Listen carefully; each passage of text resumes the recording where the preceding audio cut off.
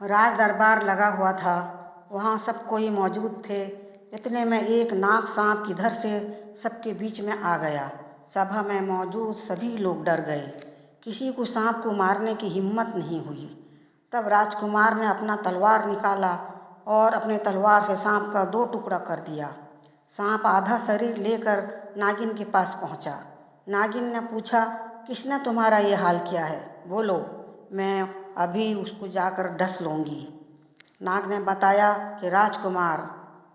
इतना कहकर नाग मर गया। आधी रात को महल में सब सोए हुए थे। नागिन आई और राजकुमार के पूरे शरीर में लिपट गई। राजकुमार ये देखकर चिल्लाया। महल से सब कोई दौड़कर आ गए।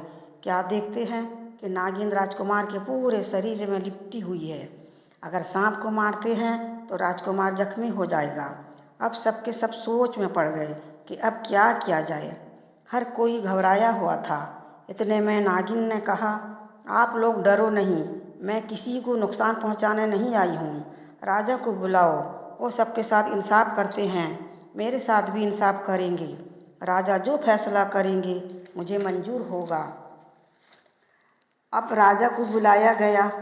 राजा ने भी देखा उनके अकलौते बेटे को सांप ने पूरी तरह लपेट लिया है।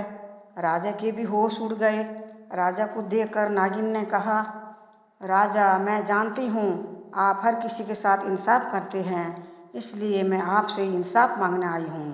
राजा बोले, तुम क्या चाहती हो? बोलो, तुम्हारे साथ इंसाफ किया जाएगा। नागिन ने कहा, मेरा सुहाग उजड़ा है। राजकुमार ने मेरे सुहाग को मारा है। वो मुझे बेवा किया है। अब मैं भी आपकी बहू को बेवा करूँगी। राजकुमार को मारकर मैं मेरा बदला लूँगी। नाग ने तो कोई कसूर नहीं किया था। वो रास्ता भूलकर सभा में घुस आया था। वो बेकसूर मारा गया। राजा फिक्र में पड़ गए, अब क्या किया जाए। इतने में वजीर को बुलाया गया। वजीर राजा से ज़्यादा अक्लमंद था। वजीर ने फैसला सुनाया। वो नागिन से पूछा, जिस वक्त तुम बेवा हुई उस वक्त तुम्हारे कितने बच्चे थे? नागिन ने कहा, 3 बच्चे। तो फिर वजीर ने कहा, अभी अभी तो राजकुमार की शादी हुई है, उसके कोई औलाद नहीं हुए हैं।